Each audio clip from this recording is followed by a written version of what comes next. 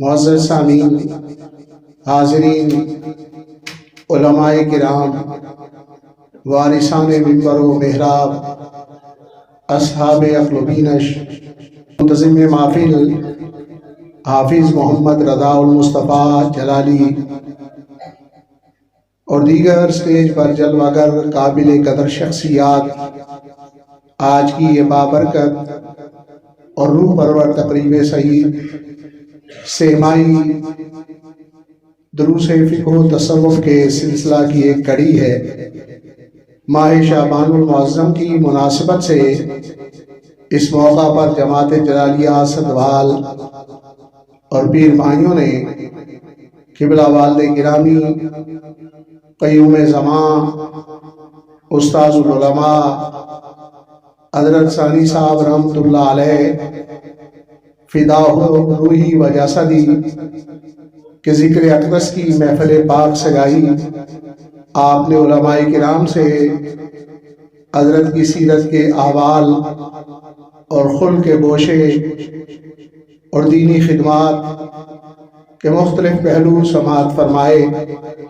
یقیناً اہل اللہ کا ذکر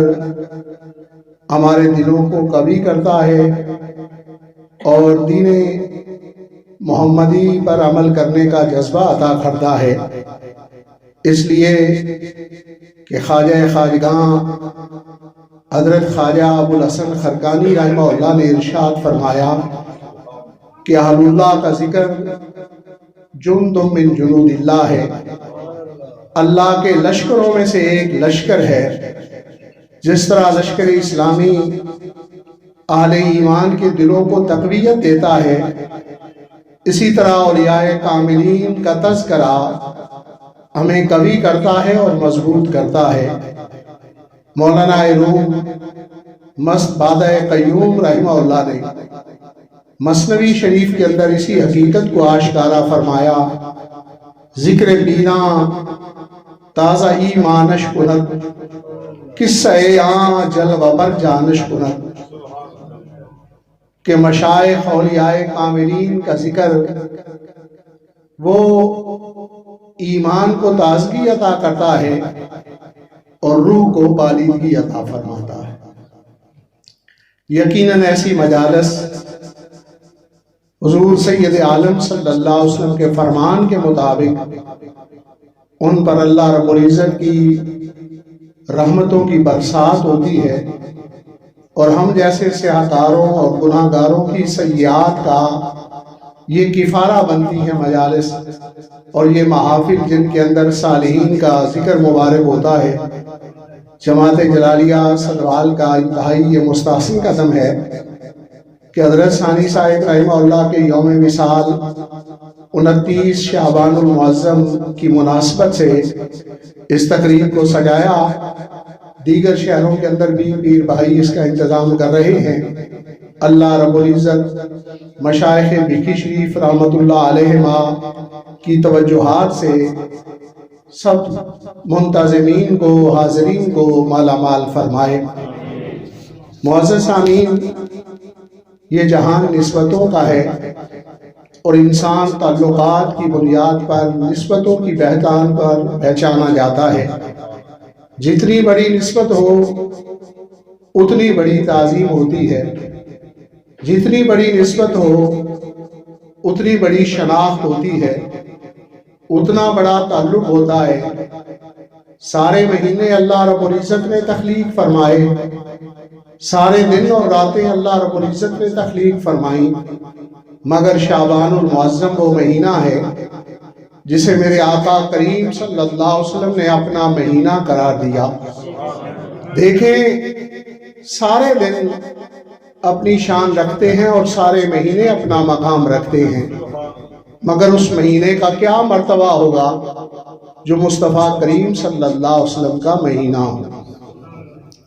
حضور سید عالم صلی اللہ علیہ وسلم نے ارشاد فرمایا، شہر رجب شہر اللہ و شہر شعبان شہری و رمضان شہر امتی، کہ رجب اللہ رب العزت کا مہینہ ہے اور شعبان میرا مہینہ ہے اور رمضان میری امت کا مہینہ ہے۔ تو جسے دیکھیں سارا جہان جس شمع کا پروانہ ہے، ساری دنیا جس ذات کو چاہنے والی ہے، سارے کلمہ گو جس کی محبت کا دم بھرتے ہیں، دیکھیں یہ تو کہتے ہیں ہم سارے کہ ہمارے آقا و مولا، ہمارے سردار، ہمارے اللہ کے رسول صلی اللہ علیہ وسلم ہمارے نبی، مگر جسے مصطفیٰ کریم صلی اللہ علیہ وسلم اپنا کہہ دے وہ کتنی شان والا اور کتنے مقام والا ہو۔ معزز حاضرین، تو شعبان وہ مہینہ ہے جسے حضور سید عالم صلی اللہ علیہ وسلم نے اپنا مہینہ قرار دیا، اور یہ بابرکت گھڑیاں جس ماہ اقدس کی گزر رہی ہیں یہ ماہ شعبان المعظم ہے، اور اسے نبی پاک صلی اللہ علیہ وسلم نے اپنا مہینہ قرار دیا۔ حضور سید عالم صلی اللہ علیہ وسلم کے فرمان کے مطابق اس ماہ اقدس میں خیر کی توفیق کو بڑھا دیا جاتا ہے۔ خیر کی توفیق بڑھانے کا مطلب یہ ہے کہ اللہ رب العزت انسانوں کو، مومنین کو نیکی کے کام کرنے کی توفیق عطا فرما دیتا ہے۔ معزز حاضرین، اس ماہ اقدس کے اندر خیر کی توفیق زیادہ دی جاتی ہے، بھلائیوں کی توفیق زیادہ دی جاتی ہے، اور اس ماہ اقدس کی خصوصیات میں سے جس طرح یہ خصوصیت ہے کہ یہ نبی پاک صاحب الاولاق صلی اللہ علیہ وسلم کا مہینہ ہے، وہاں اس ماہ اقدس کو یہ بھی شرف حاصل ہے کہ قرآن مجید کی یہ آیت کریمہ جو ہر خطیب کے خطبے کا حصہ ہوتی ہے، ان اللہ و ملائکتہ یصلون علی النبی یا ایھا الذین آمنوا صلوا علیہ وسلموا تسلیما، یہ سورہ احزاب کا مبارک حصہ بھی اسی ماہ شعبان المعظم کے اندر نبی پاک صلی اللہ علیہ وسلم پر اتارا گیا۔ یعنی ایک طرف شعبان مصطفیٰ کریم صلی اللہ علیہ وسلم کا مہینہ ہے، اور دوسری طرف امتیوں کو اسی ماہ اقدس کے اندر نبی پاک صلی اللہ علیہ وسلم کی بارگاہ میں درود و سلام پیش کرنے کا حکم فرمایا گیا۔ تو اس مناسبت سے اس ماہ اقدس کے اندر درود و سلام کثرت کے ساتھ پڑھنا چاہیے، اس لیے کہ یہ سید المرسلین کا مہینہ ہے، اور حضرت کی وساطت سے یہ اللہ رب العزت کا کرم ہے کہ اس ماہ میں خیر کو بڑھا دیا جاتا ہے، نیکیوں اور بھلائیوں کو بڑھا دیا جاتا ہے، اور پھر اسی مہینے کے اندر درود و سلام کے پڑھنے کا وجوب کا حکم بھی آیا ہے۔ اس اعتبار سے بھی درود و سلام کی کثرت کرنی چاہیے، اور حضور سید المرسلین صلی اللہ علیہ وسلم نے فرمایا کہ جو آدمی اس ماہ اقدس کے اندر مجھ پر 700 مرتبہ درود و سلام پڑھتا ہے، اللہ رب العزت فرشتے پیدا فرماتا ہے، جو فرشتے یہ درود و سلام کا نذرانہ میری بارگاہ میں پیش کرتے ہیں۔ تو جب یہ درود و سلام کا نذرانہ میری بارگاہ میں پیش ہوتا ہے تو حضور سید عالم صلی اللہ علیہ وسلم فرماتے ہیں کہ جب میں خوشی کا اظہار کرتا ہوں تو اللہ رب العزت ان فرشتوں کو یہ حکم فرماتا ہے کہ جس نے 700 مرتبہ درود و سلام کا نذرانہ پیش کیا ہے تم نے قیامت تک اس کے لیے مغفرت کی دعا کرتے رہنا۔ حاضرین، اب دیکھ لیجئے، ہر آدمی ظاہر انسان ہونے کے ناطے ہم سے غلطی ہو جاتی ہے، خطا ہو جاتی ہے، کوئی جرم ہو جاتا ہے، گناہ ہو جاتا ہے۔ وہ عربی کے اندر مثل مشہور ہے کہ اول الناس اول الناس، تو ظاہر ہے بھول کسی وقت بھی ممکن ہے، اور انسان اس کی شان یہ ہے کہ جب اس سے غلطی ہو جائے تو وہ اپنے رحمان سے معافی مانگ لیتا ہے۔ وہ فرشتہ ہوتا ہے جس سے کبھی گناہ کا صدور نہیں ہوا، جس سے کبھی غلطی کا ارتکاب نہیں ہوتا، وہ فرشتے کی شان ہے۔ انسان کا مرتبہ یہ ہے کہ جب بھی اس سے غلطی ہو وہ اپنے مالک سے معافی مانگے۔ ہاں، جس سے جرم ہو اور معافی نہ مانگے وہ شیطان ہوتا ہے۔ شیطان ہے جس سے غلطی ہوئی اور اس نے معافی نہیں مانگی اور اس پر اکڑ گیا۔ یہ توفیق توبہ بھی اللہ رب العزت کا خاص کرم ہوتا ہے، جسے توفیق توبہ نصیب ہو جائے۔ یہ بھی کوئی اکابر کی دعا ہوتی ہے، والدین کی دعا ہوتی ہے، یا کسی کے دعا کے سبب رب تعالی یہ توفیق توبہ عنایت فرما دیتا ہے، ورنہ وہ انسان جو توبہ نہ کر سکے کتنا محروم ہے، جو اللہ رب العزت کی بارگاہ میں معافی نہ مانگ سکے غلطی پر، وہ کس قدر محروم رکھا گیا ہے۔ حاضرین، اور وہ انسان اور وہ مومن کتنا سعادت مند ہے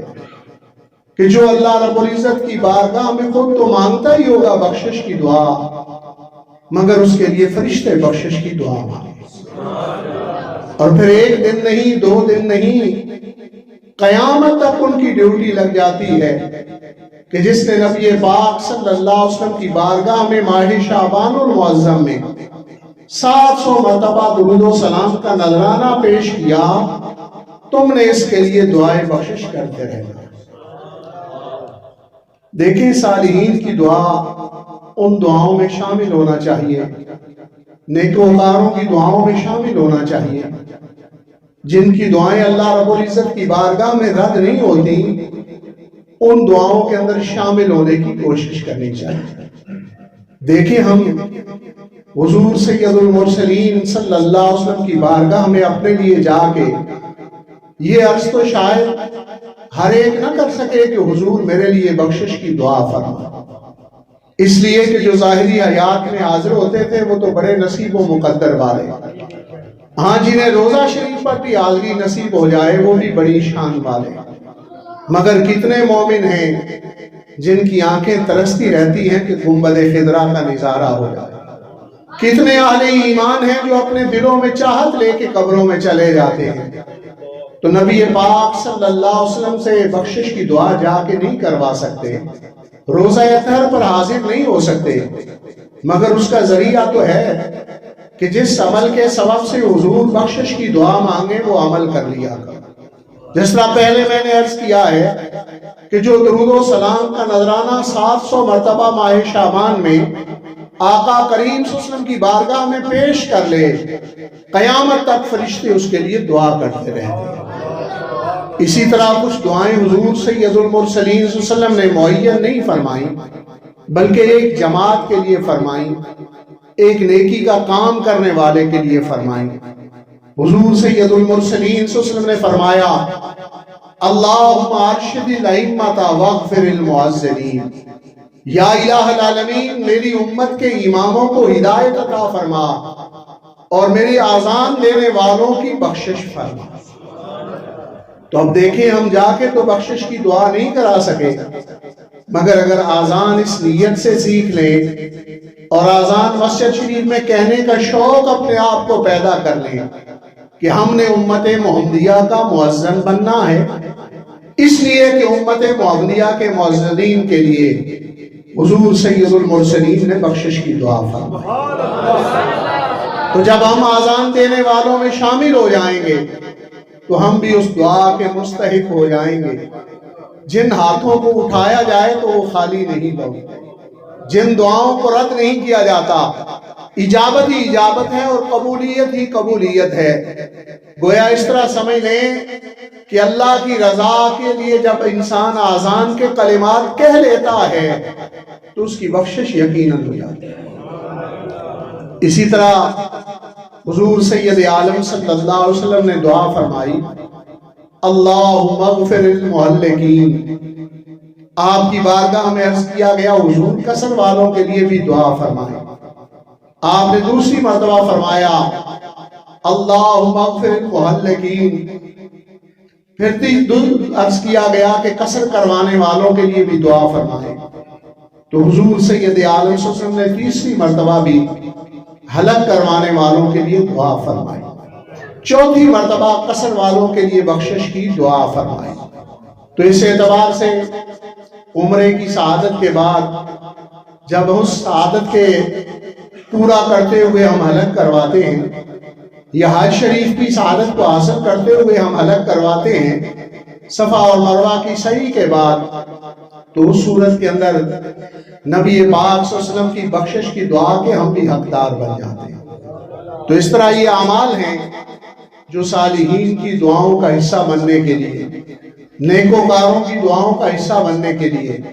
اسی طرح 700 مرتبہ درود و سلام کا نذرانہ پیش کرنے سے کتنے فرشتے رب تعالیٰ ہمارے لیے پیدا فرما دیتا ہے جو ہمارے لیے بخشش کی دعا کرتے رہتے ہیں۔ تو اس لیے ان سعادتوں سے محروم نہیں ہونا چاہیے، اور بالخصوص اس ماہ شعبان المعظم کے اندر جس میں درود شریف کے وجوب کے احکامات آئے، اس میں سرکار دو عالم صلی اللہ علیہ وسلم کی بارگاہ میں درود و سلام کی کثرت کرنی چاہیے۔ حضرت ام المومنین صدیقہ کائنات، محبوب کائنات سیدہ عائشہ صدیقہ رضی اللہ تعالیٰ عنہ فرماتی ہیں کہ میں نے رمضان المبارک کے بعد سب سے زیادہ کثرت کے ساتھ شعبان کے اندر نبی پاک صلی اللہ علیہ وسلم کو روزہ رکھتے ہوئے دیکھا۔ یہاں تک فرمایا کہ آپ پورا شعبان روزہ رکھتے تھے۔ محدثین نے اس پر گفتگو کرتے ہوئے، تشریح و توضیح کرتے ہوئے فرمایا کہ پورا شعبان اس معنی میں کہ جیسا کہ عرب اکثر کو کل کے حکم میں لے لیتے ہیں، اسی طرح پورے شعبان کا حکم ہے، ورنہ حضور سید المرسلین صلی اللہ علیہ وسلم پورا ماہ صرف رمضان المبارک کو روزہ رکھتے تھے۔ شعبان میں کثرت کے ساتھ نبی پاک صلی اللہ علیہ وسلم روزہ رکھتے ہیں۔ تو نبی پاک صلی اللہ علیہ وسلم کی سنت مبارک پر عمل کرنے کے لیے اس ماہ کے اندر روزہ کی کثرت کرنا، نبی پاک صلی اللہ علیہ وسلم کی بارگاہ میں درود و سلام کی کثرت کرنا، اور یہاں تک آیا ہے کہ اس ماہ اقدس کے اندر بنی کلب کی بکریوں کے جتنے بال ہیں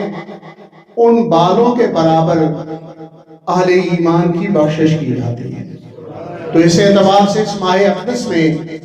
استغفار کی کثرت، رجوع اللہ کی کثرت، توبہ اللہ کی کثرت کرنا، یہ بھی ایک خیر اور بھلائی والا عمل ہے۔ اور یہاں تک کہ صحابہ اکرام رضوان اللہ اجمعین سے یہ بات مروی ہے کہ وہ شعبان المعظم کے اندر زکوٰۃ کا حساب کر کے زکوٰۃ کی ادائیگی کرتے۔ نیت یہ ہوتی تھی کہ ماہ رمضان المبارک آ رہا ہے تو کتنے اہل ایمان ایسے غریب اور نادار بھی ہیں کہ روزے کی مشقت کو اٹھائیں گے، کام کاج نہیں کر سکیں گے، تو ایسی صورت کے اندر انہیں روزینہ مہیا ہو جائے، کھانے پینے کی اشیاء انہیں مہیا ہو جائیں، تاکہ وہ رمضان شریف میں گھر بیٹھ کر روزہ بھی رکھیں اور دیگر عبادات بھی کریں، اور ایسے مشاغت سے وہ اگر نہ بھی کر سکے جس کے سبب سے روزینہ کمایا جاتا ہے یا رزق کمایا جاتا ہے، تو ان کے لیے شعبان میں وہ زکوٰۃ نکال دیتے تاکہ فقراء رمضان المبارک کی برکات کو پوری طرح حاصل کر سکیں۔ تو یہ بھی صحابہ اکرام رضوان اللہ اجمعین کا طریقہ مبارک اس ماہ اقدس کے اندر تھا۔ اور پھر اس ماہ شریف کو ایک خاص نسبت بھی حاصل ہے۔ حدیث پاک ہے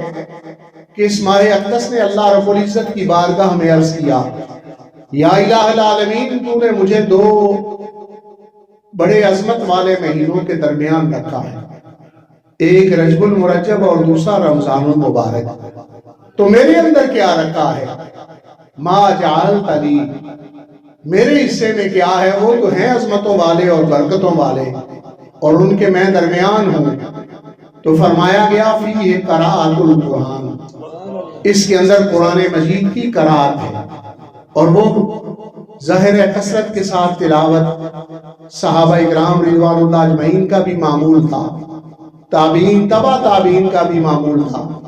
یہاں تک کہ جو صحابہ اکرام رضوان اللہ اجمعین میں بڑے قراء تھے، حضرت سیدنا ابی بن کعب رضی اللہ تعالیٰ عنہ اور دیگر، حضرت زید بن ثابت رضی اللہ تعالیٰ عنہ، حضرت مقداد رضی اللہ تعالیٰ عنہ، ان کے بارے میں آیا ہے کہ وہ سارے دنیاوی مشاغل کو چھوڑ کر ماہ شعبان کے اندر قرآن مجید کی تلاوت کثرت سے کرتے تھے، اور کثرت کے ساتھ قرآن مجید کی تلاوت کا اہتمام کرتے تھے۔ اب بھی امت محمدیہ کے قراء اور حفاظ اسی سعادت سے شعبان المعظم کے اندر دور کرتے ہیں، اپنی منزلیں یاد کرتے ہیں۔ اس کو قرأت قرآن کا مہینہ اللہ رب العزت نے قرار دیا، تو کثرت کے ساتھ قرآن مجید کی تلاوت اس ماہ اقدس میں کرنا، کیونکہ اس کے اندر قرأت قرآن کو رکھا گیا ہے، تلاوت قرآن کو رکھا گیا ہے، تو یہ بھی اس مہینے کا مبارک عمل ہے۔ ہاں، تو ماہ شعبان المعظم کے اندر ایک مبارک رات ایسی بھی ہے جسے کلام الہی کے اندر مبارکہ کہا گیا، فیہا یفرق کل امر حکیم، اور اس رات کے اندر حضور سید المرسلین نے بھی اس آیت مبارکہ کی توضیح اور وضاحت ان لفظوں میں فرمائی کہ حضرت سیدہ عائشہ صدیقہ رضی اللہ تعالیٰ عنہا فرماتی ہیں کہ میں حجرہ شریف کے اندر کمبلی اوڑھ کے سوئی ہوئی تھی، میں بیدار ہوئی تو حضور سید المرسلین صلی اللہ علیہ وسلم کو بستر مبارک پر نہ پایا، تو میں نے حجرہ شریف کے اندر لالٹین موجود نہیں تھی، کوئی چراغ موجود نہیں تھا، اندھیرے میں آپ کو تلاش کرنا شروع کیا، تو میرا ہاتھ مبارک سرکار دو عالم صلی اللہ علیہ وسلم کے قدم مبارک کو لگا، تو قدم مبارک آپ سجدے کی کیفیت میں تھے اور قدم مبارک متورم تھا، اس پر سوجن آ چکی تھی۔ نبی پاک صلی اللہ علیہ وسلم کی بارگاہ اقدس میں میں نے سوال کیا خدمت کرتے ہوئے، قدم شریف کو دباتے ہوئے، تاکہ آپ کو راحت اور آرام محسوس ہو، سوجن ہو چکی تھی۔ عرض کی حضور، آپ کے ساتھ رب تعالیٰ نے وعدہ کر رکھا ہے وَلَلْآخِرَةُ خَيْرٌ لَكَ مِنَ الْأُولَىٰ، آپ کی ہر گھڑی بات والی پہلی سے بہتر ہے، اور جنت کے بلند مقامات کے وعدے موجود ہیں، آپ اس قدر کیوں مشقت اٹھا رہے ہیں؟ تو حضور سید المرسلین صلی اللہ علیہ وسلم نے فرمایا، میرے پاس جبریل امین آئے تھے اور انہوں نے فرمایا کہ آج شعبان 15ویں کی رات ہے، اور اس رات کو اللہ رب العزت لوگوں کی زندگی اور موت کے فیصلے فرماتا ہے کہ اس سال کس نے مرنا ہے، اس سال کس نے جینا ہے، اس سال کسی کو کتنا رزق دیا جانا ہے۔ تو میں چاہتا ہوں کہ ایسے مرحلے کے اندر جب ان امور کے فیصلے ہو رہے ہیں، میں اللہ رب العزت کا شکر گزار بندہ بن کے رب تعالیٰ کی بارگاہ میں پیش ہوں۔ تو حاضرین، جب سید المرسلین صلی اللہ علیہ وسلم جیسی ہستی بھی اس بجٹ کی رات کو عبادت کی کثرت کرے، جس رات کو ہمارے زندگی اور موت کے فیصلے ہو رہے ہیں، جس رات کو ہمارے رزق کے فیصلے ہو رہے ہیں، تو ہم جیسے گناہ گاروں اور سیاہ کاروں کا کیا حال ہے؟ کیا ایسے مرحلے کے اندر غضب الہی کو دعوت دی جا سکتی ہے، پٹاخہ چلایا جا سکتا ہے، یا اور کوئی ایسا کام آتش بازی کا کیا جا سکتا ہے کہ ایسے مرحلے کے اندر کہ جب فیصلے لکھوائے جا رہے ہیں کہ اس نے اس سال جینا ہے؟ حدیث پاک کا مفہوم ہے کہ ایک آدمی محل تیار کر رہا ہے اور اسے یہ معلوم نہیں کہ اس کے بارے میں لکھا گیا ہے کہ اس نے اسی سال مر جانا ہے۔ تو دیکھیں، ایسے عالم اور اس کیفیت کے اندر انسان غضب الہی کو دعوت دے سکتا ہے۔ ایسی صورت کے اندر تو بندے کو ایسے کام کرنے چاہیے کہ اللہ رب العزت راضی ہو، اللہ رب العزت کی بارگاہ میں توبہ و استغفار کرنا چاہیے۔ اور پھر یہ مبارک رات کو ایسی رات ہے کہ اس رات کو اللہ رب العزت اپنی شان کے مطابق آسمان دنیا پر تشریف فرما ہوتا ہے، اور یہ ندائیں فرشتے بلند کرتے ہیں کہ حل من مستغفر اغفر لہ، کوئی ہے بخشش چاہنے والا تو اس کی بخشش کی جائے، حل من مسترزق ارزق لہ، کوئی ہے رزق طلب کرنے والا اسے رزق دیا جائے، حل من داع نجب لہ، کوئی ہے دعا کرنے والا مانگنے والا تو اس کی دعا کا جواب دیا جائے۔ اس قدر رب تعالیٰ کی رحمت عام ہوتی ہے، تو اس لیے جب اتنی رحمت عام ہو تو پھر کیا کرنا چاہیے؟ ایسے مرحلہ کے اندر اللہ رب العزت کی بندگی کرنی چاہیے، اللہ کی حضور بخشش کی دعائیں کرنی چاہیے، اللہ کی بارگاہ میں معافی مانگنی چاہیے۔ اور پھر دیکھیں، میرے آقا کریم صلی اللہ علیہ وسلم نے فرمایا، 5 لیال، 5 راتیں ایسی ہیں جن راتوں کے اندر رب تعالیٰ دعا کو رد نہیں فرماتا۔ حضور سید عالم صلی اللہ علیہ وسلم نے فرمایا، لیلۃ الجمعہ، جمعرات اور جمعے کی درمیانی رات کو رب تعالیٰ دعا کو رد نہیں فرماتا۔ نبی پاک صاحب الاولاق صلی اللہ علیہ وسلم نے فرمایا اول من شہر رجب، رجب المرجب کی جو پہلی رات ہوتی ہے اس رات کو رب تعالیٰ دعا کو رد نہیں فرماتا۔ نبی پاک صاحب الاولاق صلی اللہ علیہ وسلم نے فرمایا کہ نصف من شعبان، لیلۃ من نصف شعبان، کہ شعبان آدھے کی جو رات ہے یعنی 14ویں اور 15ویں کی رات کو، اس رات کو رب تعالیٰ دعا کو رد نہیں فرماتا۔ آپ نے فرمایا لیلۃ العیدین، عید الفطر اور عید الضحیٰ کی رات، ان دونوں راتوں کو بھی رب تعالیٰ دعا کو رد نہیں فرماتا۔ چاند رات سے جسے ہم تعبیر کرتے ہیں، اس رات کو بھی دعا رب تعالیٰ رد نہیں فرماتا۔ اور لیلۃ الضحیٰ سے مراد یعنی 9ویں اور 10ویں ذی الحجہ کی جو درمیانی رات ہے، اس رات کو بھی رب تعالیٰ دعا کو رد نہیں فرماتا۔ تو جس گھڑی کے اندر اس قدر دعاؤں کی اجابت کا معاملہ ہے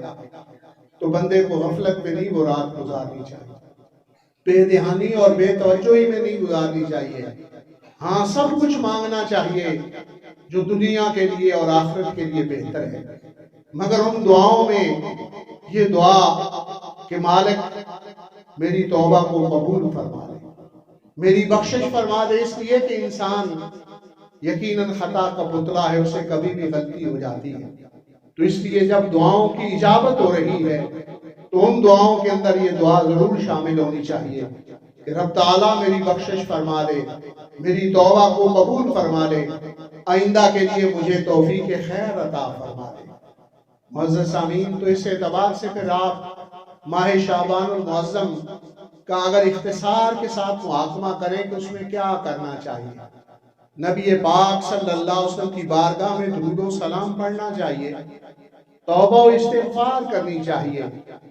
روزہ نبی پاک صلی اللہ علیہ وسلم نے اس ماہ اقدس کے اندر رکھا تو روزے کی کثرت کرنی چاہیے، تلاوت قرآن کی کثرت کرنی چاہیے، اور اپنی دعاؤں کو رب تعالیٰ کی بارگاہ میں پیش کرنا چاہیے۔ حکیم الامت مفتی احمد یار خان نعیمی رحمہ اللہ نے شب برات کی رات کے حوالہ سے فرمایا کہ اسے 3 حصوں میں تقسیم کریں۔ پہلا حصہ توبہ و استغفار میں گزاریں، دوسرا حصہ درود و سلام کی کیفیت میں گزاریں، اور تیسرا حصہ قیام اور رکوع و سجود کی کیفیت میں گزاریں۔ تو اس اعتبار سے کہ ان اعمال کا اس ماہ اقدس کے ساتھ اور اس رات کے ساتھ خاص تعلق ہے، تو اسی اعتبار سے یہ کرنا چاہیے۔ اور صوفیاء کرام اور اہل اللہ نے بڑی خوبصورت بات فرمائی ہے۔ حضرت پیران پیر محی الملت والدین شاہ جیلاں حضرت سیدنا شیخ عبد القادر جیلانی رحمہ اللہ 11ویں شریف والے پیر روشن ضمیر ارشاد فرماتے ہیں، آپ نے عنیت الطالبین کے اندر یہ بات لکھی کہ حضرت سیدنا سفیان ثوری رحمہ اللہ ارشاد فرمایا کرتے تھے کہ رجب کا مہینہ شہر الزرع اور شعبان شہر السقف اور رمضان شہر الحصد ہے۔ آپ فرماتے ہیں کہ رجب جو ہے وہ فصل بونے کا مہینہ ہے، شعبان فصل کو سینچنے کا مہینہ ہے، پانی دینے کا مہینہ ہے، اور رمضان المبارک کھیتی کے کاٹنے کا مہینہ۔ حضرت سیدنا سفیان ثوری رحمہ اللہ فرماتے ہیں کھیتی وہ کاٹے گا جو بیج بوئے گا، اور جو بیج ہی نہیں بوئے گا وہ کھیتی کاٹنے کے وقت شرمندگی اٹھائے گا۔ معزز حاضرین، اپنی گفتگو کو اختتام کی طرف لے جاتے ہوئے یہ بات ضرور عرض کرنا چاہوں گا کہ ماہ رمضان المبارک کے اندر روزہ ہم پر فرض فرمایا گیا ہے۔ تو روزہ جب فرض ہے تو ظاہر ہے اگر نہیں رکھیں گے تو گناہگار ہوں گے۔ انسان اپنی فطرت اور جبلت کے اعتبار سے اگر آسانی کا عادی ہو جائے تو یہ سہل پسند ہو جاتا ہے، اور جب مشکلات کے ماحول سے گزرے تو مشکلات سے گزرنے کا طریقہ اسے آتا ہے۔ انسانی فطرت و جبلت کو بھی صاحب قصیدہ بردہ نے اسی انداز میں بیان کیا کہ وَالنَّفْسُ قَالَّتْ إِن شَبَّ عَلَىٰ حُبِّ الرَّدَىٰ وَإِن تَفْتِمْهُ يَنْفَتِمْ، کہ انسانی نفس جو ہے وہ ایک بچے کی طرح ہے، اگر اسے زیادہ دودھ پلایا جائے تو وہ زیادہ دودھ پینے کا عادی ہو جاتا ہے، اور اگر اس بچے کو دودھ چھڑا دیا جائے تو وہ دودھ چھوڑ دیتا ہے۔ اس اعتبار سے یہ انسانی فطرت و جبلت ہے۔ تو فرض کی ادائیگی کے لیے شعبان میں نوافل جو ہے ان کا انتخاب کریں اور نفلی روزے رکھیں، اور اسی طرح قرآن مجید کی تلاوت کریں، اسی طرح ذکر اذکار کریں، تاکہ رمضان المبارک میں یہ نیکی کے کام کرنے کے ہم عادی ہو جائیں۔ تو اسے ایک مشق سمجھیں، شعبان المعظم میں اپنے آپ کو اس طرف ڈالیں، یہ کرنے کی کوشش کریں جو رمضان المبارک کے اندر کرنا ہم پر فرض ہو جائے۔ تو اس اعتبار سے اپنے آپ کو اس طرف مائل کریں، خیر کی طرف، بھلائی کے کاموں کی طرف، نیکی کے کاموں کی طرف۔ اللہ رب العزت ہمیں خیر اور بھلائی کے کام کرنے کی توفیق عطا فرمائے، انتشار اور احتکار سے بچنے کی توفیق عطا فرمائے۔ وما علی الا البلاغ المبین۔